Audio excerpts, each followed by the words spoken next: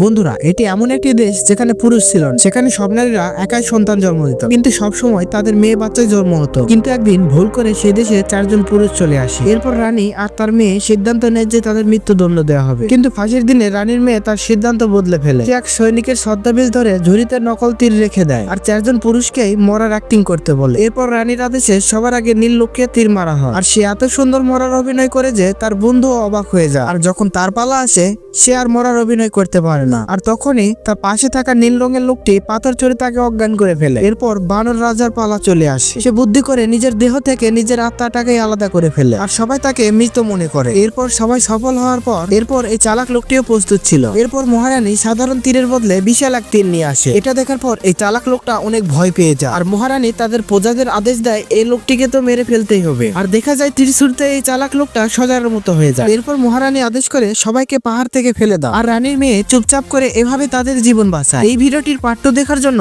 এই চ্যানেলটি ফলো দিয়ে কমেন্টে পার্ট 2 লিখুন।